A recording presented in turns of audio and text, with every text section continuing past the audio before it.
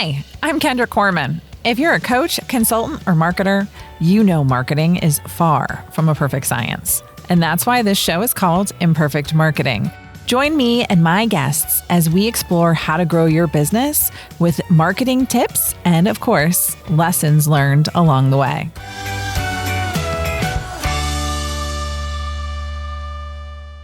Hello and welcome back to another episode of Imperfect Marketing. I'm your host, Kendra Corman, and I am super excited today to be joined by Katie Turner. We're going to be talking about messaging and some of the messaging that may not be resonating with buyers. Thank you so much for joining me, Katie. I'm super excited to have you here. Yeah, thanks for having me. This is great. I love talking about stuff like this, marketing. I could talk about marketing all day, every day. It feels like. So how did you get into marketing, specifically working on messaging? Tell me more. I mean, I've been doing marketing for about 20 years, but it was sort of accidental. Like I thought that I was going to be like a college professor or something. I got a master's degree in English. And then I graduated and realized that I needed to get a job. And my first job was actually in publishing and I hated it. And so I started looking for other jobs and I just ended up in a marketing role, right? Like, which is great because it's sort of all about, communications and storytelling and how do you kind of make a business mean something to somebody else, which is sort of how I see storytelling and English, like, being an English major, being a creative writing major, like it all sort of made sense to me. And I ended up in this marketing role and I just loved it. And I was working, so I worked in-house for a number of different firms over the years, nonprofits, higher education. I worked in healthcare. And eventually I just kind of reached a point in my life where I was like, I feel like I'm ready to go out on my own and do this as a consultant, which was a whole transition and a whole learning experience in and of itself. But, I landed on the focus on messaging and storytelling because I think that at the core, that really is what marketing is about. And right now I'm working primarily with B2B professional services firms, which is not, where I grew up in my career working in nonprofits and higher education, where I think storytelling was so critically important to the mission of those organizations, right? Like you're telling the story of how people's lives were changed by the work of a nonprofit or how people's, trajectories were changed by going through higher education and earning a degree or whatever. And when you translate that into the B2B world, I found that they weren't telling good stories. It's all generic messaging. Everybody sounds the same. You're not talking about things really from the perspective of the person who's going to actually buy a service from you. A lot of B2Bs are talking about themselves. And I just felt like there was a better way to do this, right? Like you can connect to your customers. And the way that we connect with each other is through storytelling and through messaging. And so that's what I have ended up focusing on for my clients. Very cool. I love your journey. I started out as an elementary education major for about 2 weeks. I was business, then elementary education, ended up advertising and public relations, got a master's of accounting because I was going to go a different path than a MBA. And actually now, in addition to my consulting business, I do teach full-time in higher ed. So I'm right there with you. Because I love all the things and I love all the stories and I love business to business service providers and nonprofits because there's just so much room for opportunity with both of those groups. And so love that. I really would like to get into talking about when a founder, when a business owner is coming to you and saying our messages isn't working. Like, what's the root cause of this? Yeah. So I think that a lot of times people feel like something's wrong with their messaging and it shows up because they have trouble having conversations about what it is that they do. Nobody seems to get it. And so they think that, we just need to find better words, right? And it's almost never about the words, right? It's about something upstream that's going on where, I like to think of it as maybe a chain or like a series of things that connect together, right? You've got the offer, which is the thing that you actually sell. Then you've got the people who you're selling it to. You've got how you're positioned in their mind. Like, how do you stand out and how do they see you? And then where are these people hanging out and how are they making decisions? And all of those dots need to connect, right? And the messaging is just the lock that holds it all together. So once you have that story between what you're selling, who you're selling it to, how they perceive you as being different, and where they're hanging out and how they're making decisions, then you can lock all that into place with messaging that tells that story. The messaging is just the way that you tell the story, whereas everything else is the narrative arc that holds it together. And so usually when people say, well, my messaging is having a problem, it's something upstream that's not working. And I think it happens a lot in businesses where they've kind of gotten through that messy startup phase where they're figuring out product market fit and the business grows a lot and they've got customers and they're evolving. But somewhere along the lines, like they've never really updated how they talk about the business or how the story goes. And so something's off, like, maybe they're still packaging their offer the way that they did a year ago or 2 years ago, but their buyers have gotten more mature. They've moved up market a little bit. And so that there is a mismatch there. Or maybe they're still marketing to a certain audience, like thinking that that's going to apply to every audience, but they've actually expanded and they have a couple different kinds of customers now, and they're not all the same. And so they have to have a different go-to-market strategy or a different positioning strategy for each of them. And so first we have to figure out that part of it. Like, where is this broken and how do we realign it? And then we wrap the messaging around that. I like how they haven't looked at it, right? I mean, I think we're all guilty of that. It's sort of, I did it. I launched it. I launched my website. I created the flyer. We'll just pull this out, right? If we're not creating everything over from scratch every time, right? I think there's like, depends on which thing it is, but we have a tendency to do both of those. One of the things that you said, though, was that it's rarely the words. And I want to, I guess, challenge that a little bit. I do agree with you. I think that it's rarely the words. Like, there's something else that's causing the words to not be right. But I think oftentimes, especially like in today's AI digital age, as I want to start off with, right? In today's ever-changing world, or whatever AI is going to start off with, I think it can sometimes be the words. Like, everything else is good, but you're phoning it in. And not doing that piece. And that's where the words matter, right? Yeah, I mean, the words do matter. And I think that especially with AI, like, you have to have the rest of that story locked in, though. I mean, you have to have a very clear picture of, what you sell, who you're selling it to, why they should choose you, and how they're making decisions. Because if you can't, and I use AI all the time, and I think everybody should be using AI. It is the way that the world is moving. But if you can't give AI that context to really deeply understand your business, then what you're going to get out of AI is going to sound like an amalgamation of every other B2B professional services provider in your category, and you're not going to be differentiated at all. There is a way to use AI to create content and to create words, but if you can't tell the story properly, it's like crap in, crap out, basically. So I agree with you 100% because, again, it's not the words, right? It's the context. It's that information. Like, so that's true even with AI generated content, right? Is that there's another problem there, which is underlying. And I think that that's just very insightful. So thank you for that. So for those of you phoning it in, stop it. Give it enough context.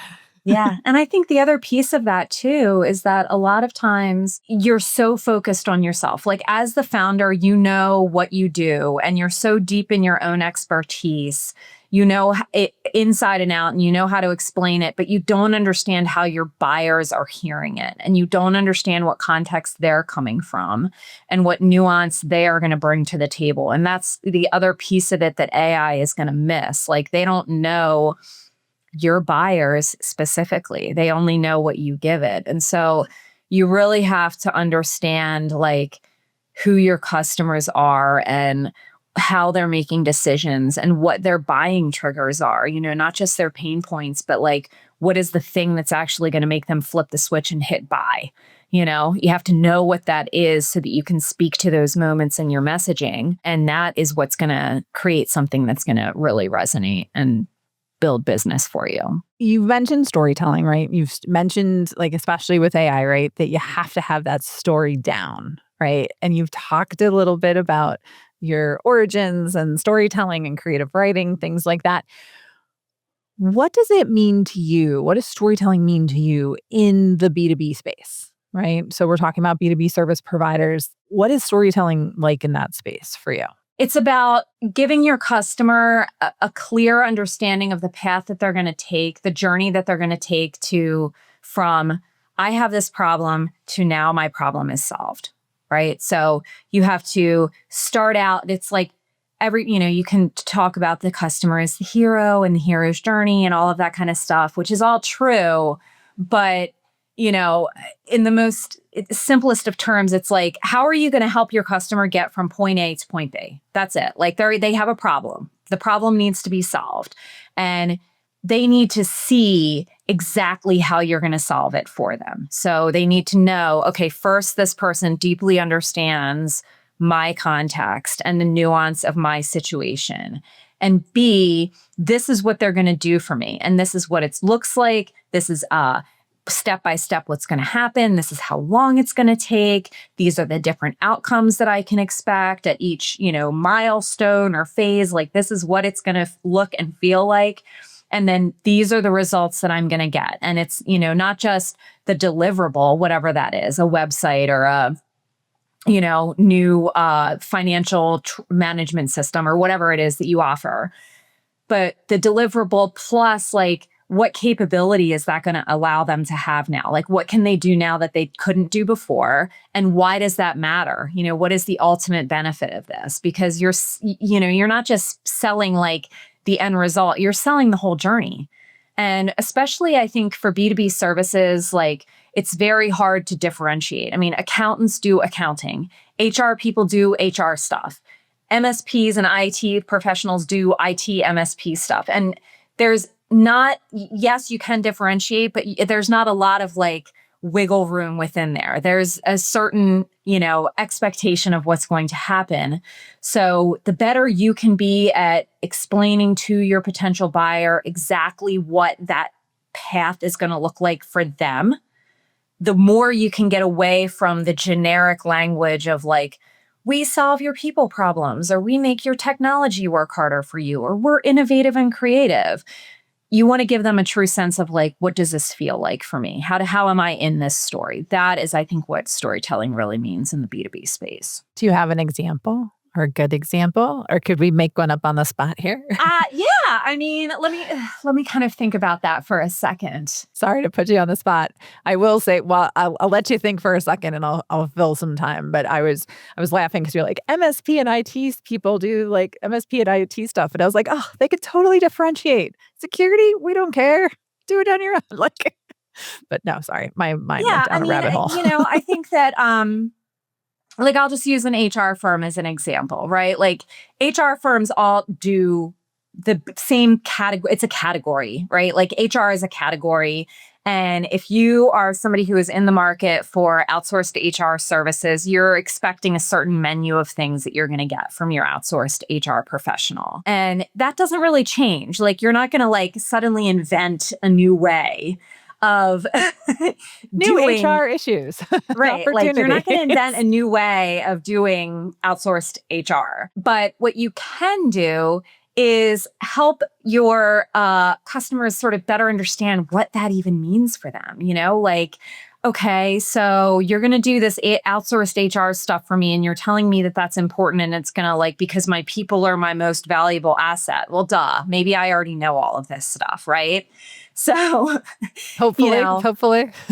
Right. Hopefully. Right. But walk me through the process. Like, okay, first we're going to come in and we're going to do, like overall assessment of where you are. And we're going to give you kind of a scorecard of X, Y, and Z. And then we're going to start at like this issue and fix that first, and then fix this one second, and then fix that one third. And then that's going to allow you to have a better understanding of how people are contributing to your success. I'm being really generic here, but I'm trying to think of a better example. Like, like I work with an AI consultant, for example, and this is it's totally different than HR, but it's an emerging thing, people doing AI consulting. And a lot of people are out there talking about efficiency, efficiency, efficiency. You're going to save so much time. You're going to save 3 to 10 hours a week or whatever, but they're not really giving you a good sense. It's like, what does that mean? Does that mean you're just going to train me how to use ChatGPT?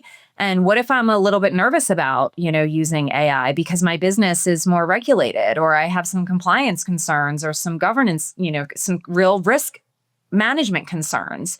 So what we have ended up shaping his offer into is like, look, I'm going to do AI consulting services for businesses who are concerned about compliance risks. So that narrows that field automatically to, people like HR consultants, maybe some, legal or accounting, or potentially like some cyber companies where there's risk there associated with using AI in an uncontrolled way.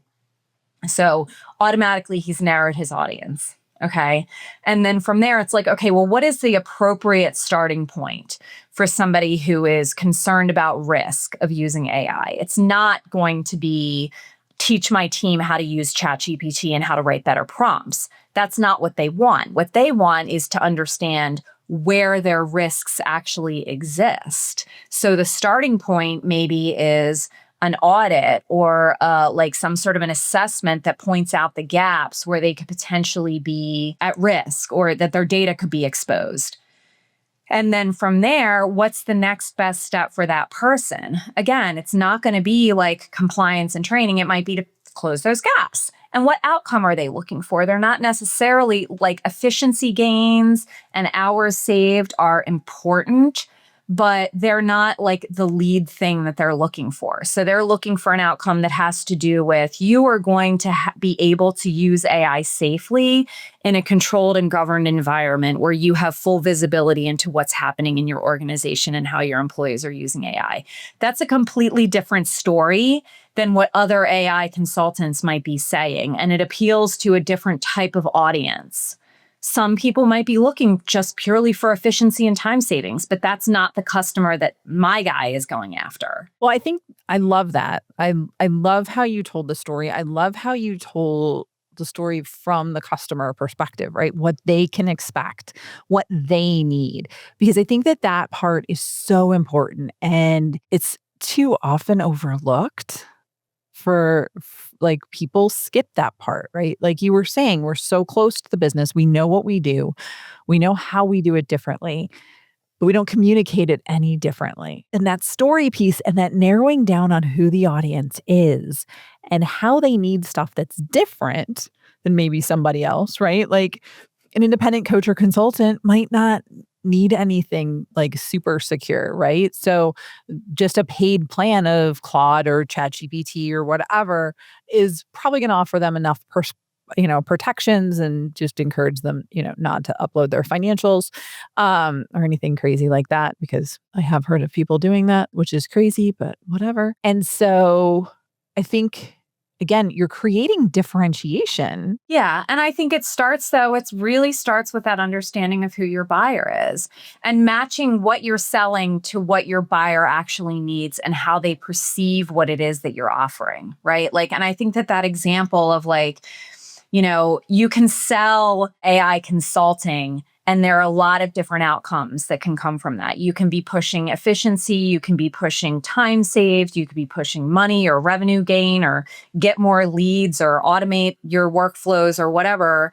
But deciding what audience you're going to go after or how you're going to lead it, like the two things can go back and forth. Like you can say, I want to go after marketing agencies. I'm an AI consultant and I want to work with marketing agencies. And then you have to figure out exactly what it is that marketing agencies want out of AI consulting. Or you can say, I'm an AI consultant and I am especially concerned about risk management within how people use AI. And then that defines who your audience is for who you're selling stuff to. Like marketing agencies might not care as much about that as like a CFO or a bank or a healthcare system, for example, but they have to connect. And sometimes, back to what we were talking about earlier, when people say the messaging is not working, It's usually because one of those dots along that path between offer, audience, positioning, and go to market, something's not connecting properly. Something's off. And the messaging is really just the last step. This is fantastic. So I have heard a lot of great things from you. So you've got to know your audience. You've got to be building up on an offer, right? That people want. There's so many different ways that you can even differentiate yourself in an environment where I think a lot of people would say you can't differentiate. I always like to go back to Intel, right? Intel Inside. They branded something that was a little chip inside the computer that nobody sees, right? For the most part. And, there's ways to create that. And they created branding and identity around what they did well. There's a lot of opportunity for all of us, right? That are running businesses, that are running marketing departments to create that differentiation through storytelling, through really understanding who your audience is, what your offer is, and what it's going to do for them, right? And so the storytelling isn't, let me tell you about a time, right? Like that I think a lot of people's minds go to when they think storytelling. It's really what you were sharing and just so much value, so much value. So thank you so much for sharing all of this. We have all of her contact information and ways to get in touch with her if you're looking to step up your messaging or you're concerned that your messaging is not resonating and want to really get to the source of it. Be sure to connect with her. Links to all the things are in the show notes or the video description, wherever you're listening or watching. But before I let you go, Katie, I have to ask you the question that I ask all of my guests, and that is that the show is called Imperfect Marketing. Marketing is anything but a perfect science. What has been your biggest marketing lesson learned? You're absolutely right that it's an imperfect science. There's never going to be a right answer. And that's probably been my biggest lesson learned is that 80% or is better than 100% when it comes to marketing. The only way to know if you've gotten it right is to actually put it out into market and see if it works, right? And you always have to expect that something's not going to work and be ready to fix it. Marketers were ultimately problem solvers. And, I think problem solving people do really well in this field because they're not afraid of learning that something that they didn't work and figuring out how to fix it. It's all just more information coming in. And so, do the thing, put it out there, get out on the dance floor, make the moves, and see what happens. And then take that and evolve from it, And also it's I think as a baby marketer, I really had to learn the lesson that I am not my audience. And so just because I don't like it or I didn't, I don't think it's funny or cute or whatever, doesn't matter. I am not my audience. And so know your buyers, speak to them, put them at the center of it all, and then just do the thing and see what happens and expect it not to work and then fix it. So I love that. It makes me laugh every time when people are like, I am not my buyer. You got to remember that because it is so key. I mean, even when I was the Jeep advertising manager, senior leadership, senior management had problems with that, right? They thought they were the audience because they liked their Jeep Grand Cherokee or their Wrangler. And it's no, you're still not the majority of the people, right? So it was they're but I like this one. Many similar meetings, especially in higher ed, where I would be presenting the new ad campaign or talking about where we were advertising, and somebody surely would raise their hand and say, well, I haven't heard our commercials or I haven't seen our ads. Well, that's because you're not our target audience. And so you're not going to see our ads because they are not showing up in places where you are spending your time. I used to say, if you see our ads, that's a problem. Yeah, right. It means we are wasting money. Really, really bad right now. Right. Because I've had that conversation before with clients too. So this is fantastic. This has been fantastic. I hope that everybody listening and watching has gotten a lot out of it. I know that I did.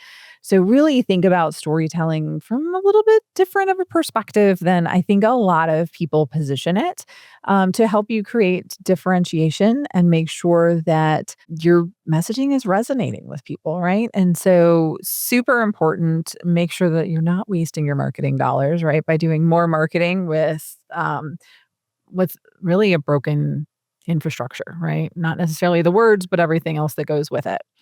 So thank you so much, Katie, for your time. I appreciate it. And again, if you guys want to connect with her, all of the information is right down below. And I hope to see you next time on another episode of Imperfect Marketing. Have a great rest of your day.